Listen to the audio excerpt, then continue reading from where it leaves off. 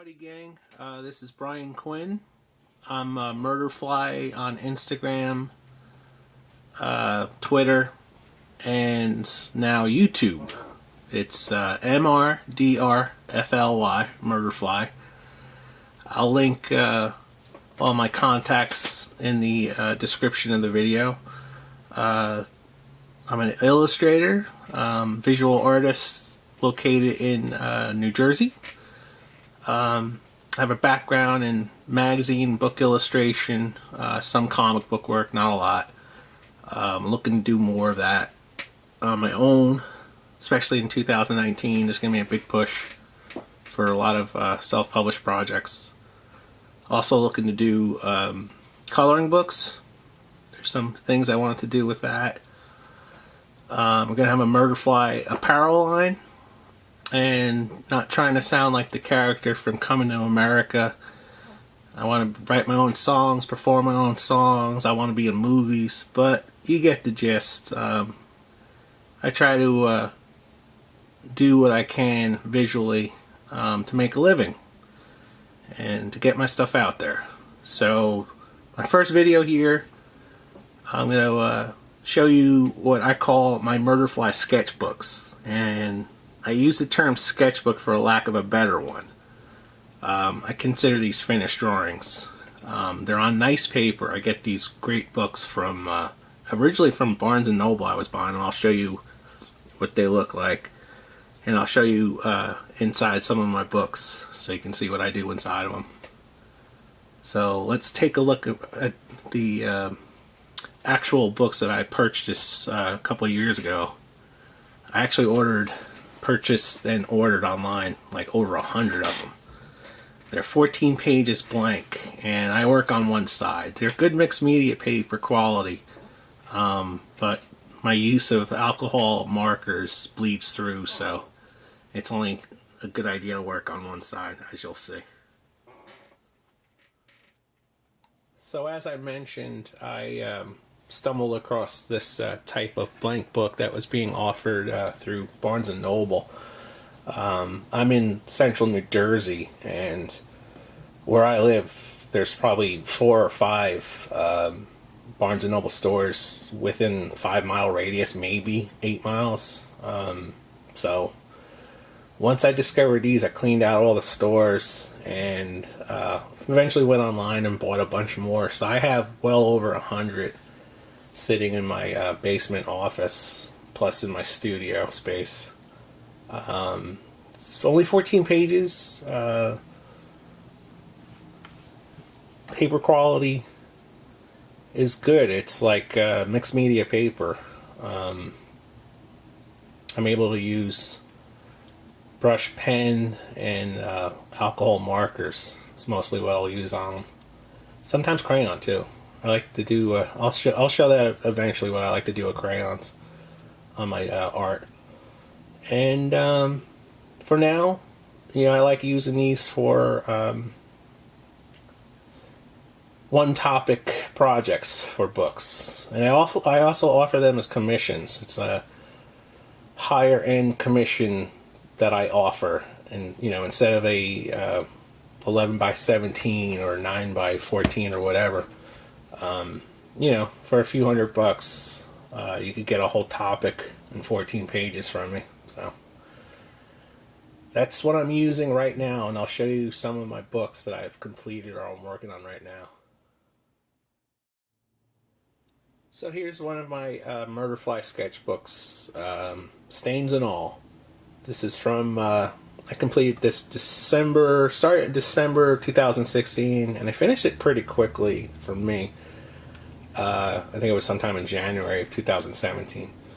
But I mark each book. I don't really take advantage of the canvas covers to do a finished piece or anything. I just like to mark off that it's, you know, numbered. It's a MRDRfly book, the dates that it was completed, and that's it. So let me flip through a couple pages.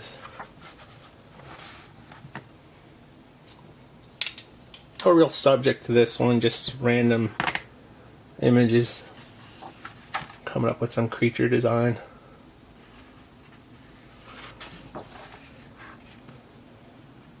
using mostly pit markers. I really like them. They're all pricey, but as far as markers are concerned, that's my weapon of choice the last couple of years. And whatever alcohol markers I could get. I'm not the biggest fan of, oh hell, what's the Japanese, the popular one? I can't think. But I'll get like Winsor Newton and some of the other ones that I can pick up at Hobby Lobby. You know, these aren't for print, so as long as it looks fine in my book, I'm happy. It's not a big deal. Early on, I was doing almost like comic convention type work in my sketchbooks. You know, other people's IPs, other companies' IPs. But I just kind of decided that any of that type work, I'll just keep to commission work. There's really no reason to occupy my own time working on other people's properties.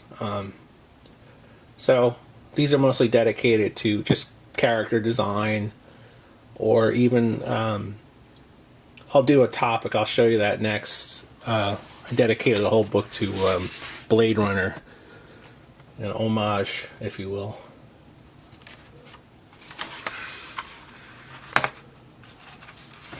I think there's some, yeah, there's some, like I was saying, I use crayon sometimes. So that red there is actually crayon on top of marker.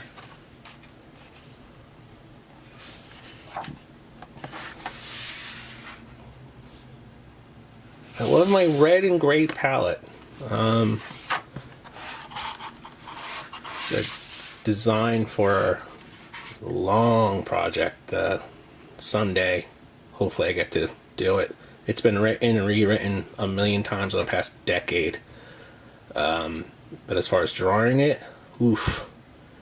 It's literally, oh god, it's a couple of volumes, you know. I don't have 12 assistants like big mangaka creators in Japan, unfortunately. So, we'll see. Hopefully someday I get to finish this project. Another creature.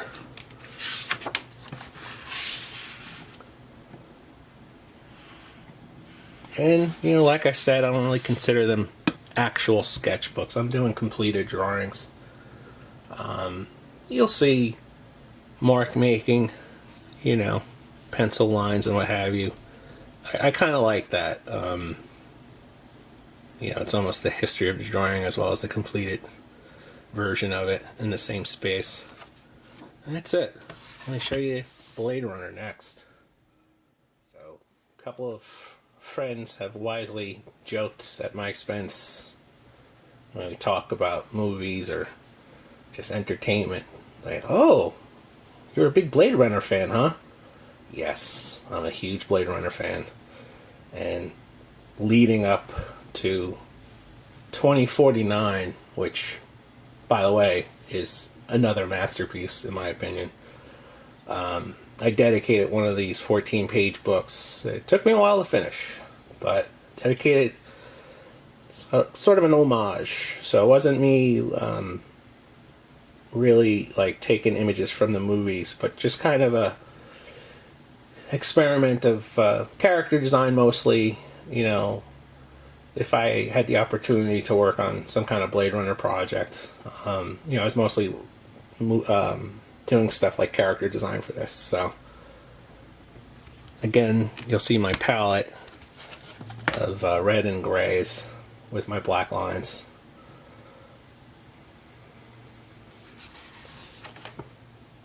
And when I posted this on my Facebook page. People thought it was a finished product, which was kind of flattering to hear. No, this is the original art. Not really sure I would print this by itself. It's only 14 pages. Eventually, my plan is to sift through my completed sketchbooks and put together a collection, hopefully in probably late 2019. I actually want to do some more work before I compile something I think is worthy of, you know, offering for sale. Once again, using red crayon on top of marker to get that effect. And these are great to have by my desk too while I'm actually working on comic projects and stuff, just to kind of go through them and, you know, reuse images. I do that a lot. I like to go back to the same things that I've done on other comic pages or in sketchbooks, and, you know, finally find the perfect fit for a story or a panel, what have you.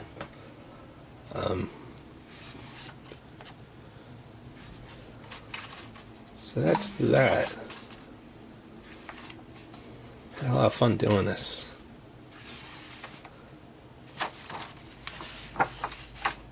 Here's the last page coming up.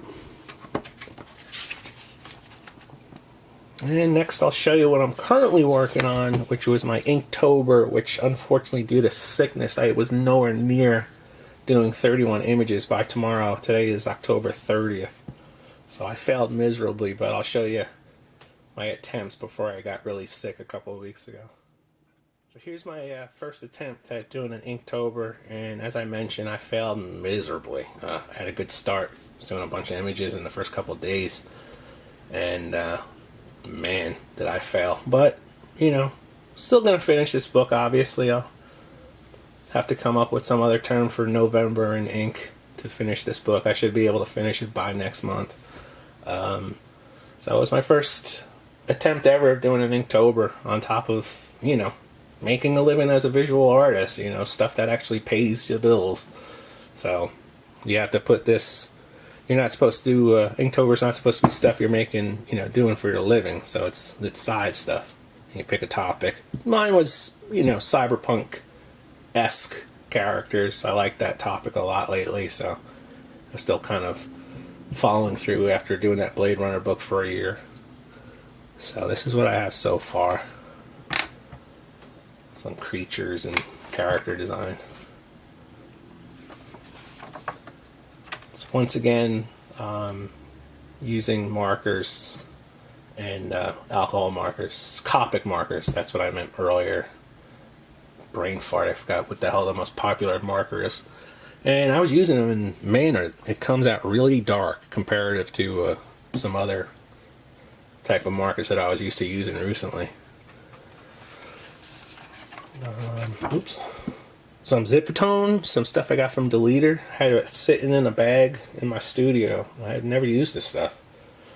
You know, this day of digital toning, there's really no reason, unless you're one of these masters that goes in and scrapes it. And, you know, there's guys like James Harron, who, God, guy's brilliant with just his toning alone, besides the fact he draws brilliantly.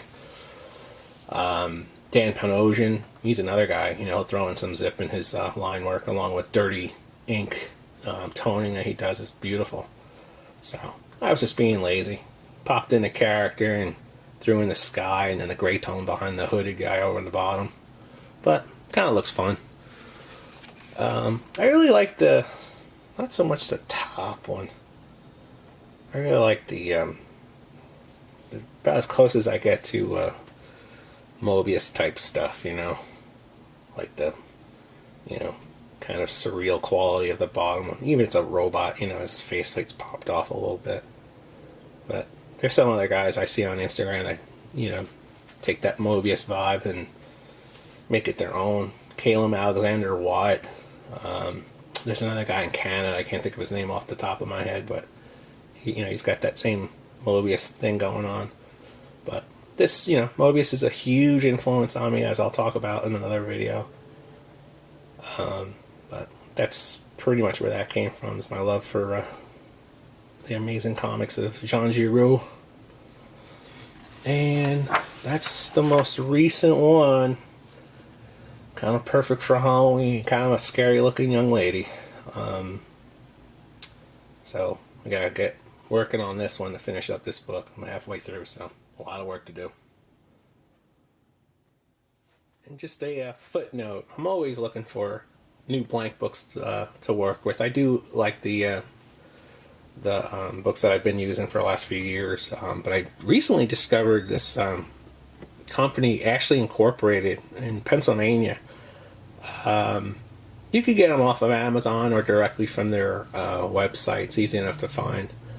It seems very much a mom and pop small company, but I was blown away by the paper. I actually bought the smaller books first, and I started this one in August, so it's only a few pages, but the paper quality is actually a little better than what I'm currently using. And you know, that's a pen and ink in a sketchbook. The paper quality is great. You know, there's no bleeding. Really, you know, it would be fine for me to use for comic pages or illustration work, quite honestly. Here's another one. And that's that. So I got a lot more. And again, 14 pages seems to be a standard for these blank books. So I would encourage people to check out the Barnes & Noble books, and as well as these that I found from Ashley. I'm looking forward to jumping on one of these. As soon as I finish my Inktober book, I'm going to do a project with one of these bigger 8.5 by 11 books. Thanks for watching. This is my first video. I hope to do a lot more. I'm going to show you what I'm working on. My process of how I illustrate, you know, how I attack a project.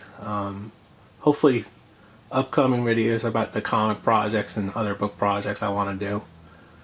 And maybe even reviews and stuff, not negative ones. There's other people that do a better good job of critiquing what's going on out there, but I'm going to try to be positive and focus in on what I look forward to or discover, or would help make me you know, a visual artist. You know, where did I come from as far as my influences, that sort of thing. This very unstable image you're watching right here is my current stack of bristleboard. Lord have mercy. So if you want a commission, boy oh boy, pick your size. Hit me up at MRDRfly, MRDRfly at yahoo.com, or follow me on Instagram. You hit me up in DMs there. And hope you enjoyed the video, and I hope you hit the subscribe, and should have more content coming up real soon. So thanks again for watching.